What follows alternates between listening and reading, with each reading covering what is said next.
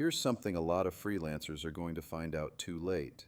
The way payment apps report your income to the IRS is changing in 2026, and it's not a small tweak. For years, platforms like PayPal, Venmo, and Cash App only sent the IRS a 1099-K if you processed more than $20,000 and completed over 200 transactions. That threshold protected a huge chunk of part-time and mid-volume freelancers from automatic IRS visibility. That protection is gone. The IRS has confirmed the $600 threshold takes full effect for the 2026 tax year. According to the IRS, an estimated 44 million additional taxpayers will receive a 1099-K under this new rule. Most of them gig workers and freelancers who never got one before. If you're not ready, you will either overpay in penalties or scramble through an audit. This video gives you the exact playbook to get ahead of it. What the $600 threshold actually means. Let's be precise about what this rule is and isn't. The 1099-K is issued by third-party payment networks, PayPal, Venmo, Stripe, Cash App, and any platform that processes payments on your behalf. Under the American Rescue Plan Act of 2021, Congress dropped the reporting threshold from $20,000 to $600. The IRS delayed enforcement twice, in 2022 and 2023, treating those years as transition periods. Then it phased in a $5,000 threshold for 2024 and a $2,500 threshold for 2025. For 2026, the $600 floor is locked in. No more delays have been announced. Here's what that means in practice. If you collect $600 or more through a single platform in a calendar year, that platform sends a 1099-K to both you and the IRS. It doesn't matter if you were paid for freelance writing, Etsy sales, Uber rides, or TaskRabbit jobs, the form goes out. Now here's the critical nuance that trips people up. The 1099-K reports gross payment volume. That means platform fees, refunds, and chargebacks are often included in the number before deductions. The IRS receives that gross figure. You are responsible for reconciling it against your actual taxable income on your Schedule C. If you don't, your reported income looks higher than it is, and the IRS will notice the mismatch. My take is simple. Treat every 1099-K you receive as a document that needs to be matched, verified, and adjusted, not just dropped into your tax software and forgotten. Your filing status and business structure will affect how this hits you specifically. A sole proprietor on a Schedule C handles this differently than an S-Corp shareholder running payroll. But regardless of structure, the baseline rule applies to everyone receiving payments through these networks. What the IRS already sees. This is where the conversation gets serious. A lot of freelancers operate under the assumption that cash equivalent apps are private. They're not, and they haven't been for a while. Payment processors have been required to report to the IRS for years. The only thing that changed is the dollar threshold that triggers the report. According to the IRS's own taxpayer advocate service, underreported income is the single largest component of the tax gap, which the IRS estimated at $688 billion for tax year 2021, the most recent year with complete data.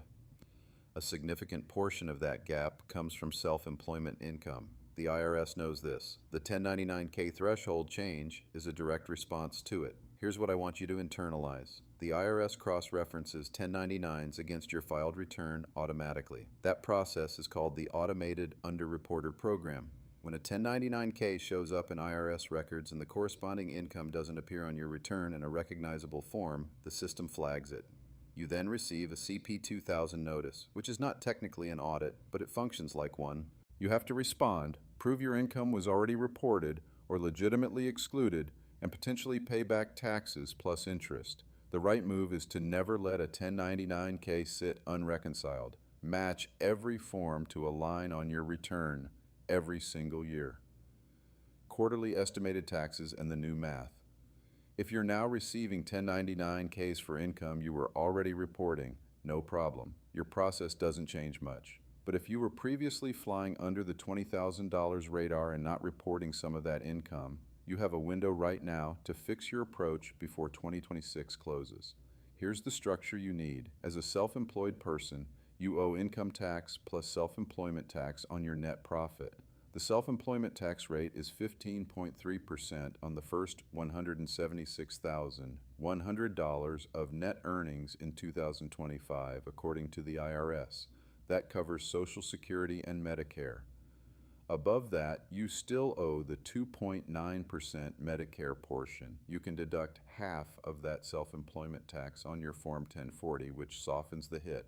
But the cash still has to leave your account. The IRS requires you to pay quarterly estimated taxes if you expect to owe at least $1,000 for the year. Miss those deadlines, April 15th, June 16th, September 15th, and January 15th, and you owe an underpayment penalty calculated on the current IRS interest rate, which was 8% for underpayments as of early 2025.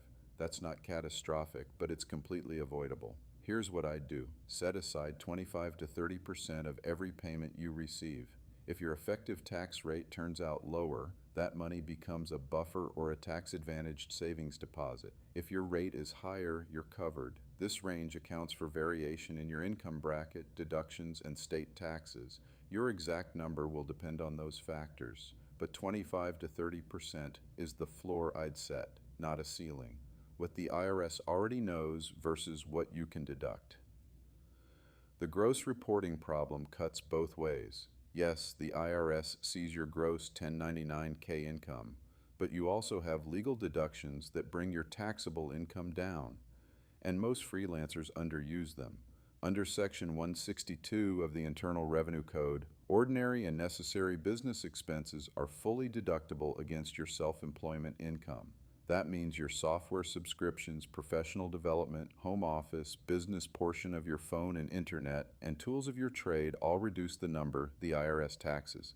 Under Section 199A, if you're a sole proprietor or pass-through entity, you may be eligible to deduct up to 20% of qualified business income, subject to income limits and the nature of your business. For 2025, that deduction begins to phase out at $197,300 for single filers and $394,600 for joint filers, according to IRS guidance. I focus on the financial side of freelance and gig work, and the pattern I see most often is freelancers who accurately report income but dramatically underreport deductions. The result is an unnecessarily high tax bill. The IRS knowing your gross revenue doesn't mean you owe taxes on all of it. Your job is to document everything that brings that number down. Keep receipts, use accounting software, separate your business and personal transactions.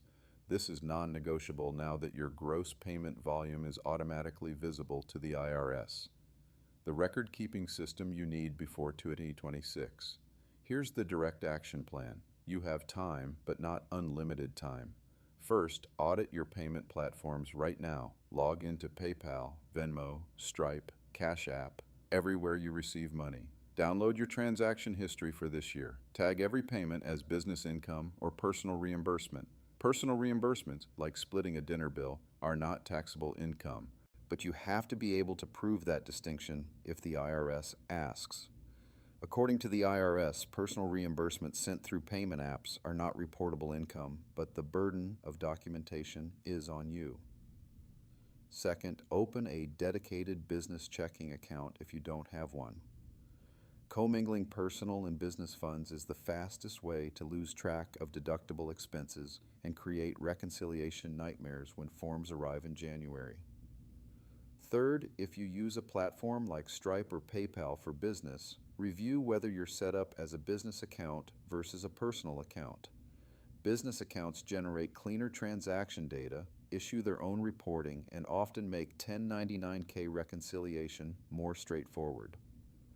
Fourth, consider quarterly bookkeeping. According to a 2023 survey by the Freelancers Union, freelancers who reconcile their books monthly or quarterly are significantly less likely to face tax surprises than those who do it annually. Don't wait until March to figure out what January through December look like. The data is clear. Freelancers who build a system now will spend an hour a quarter on this.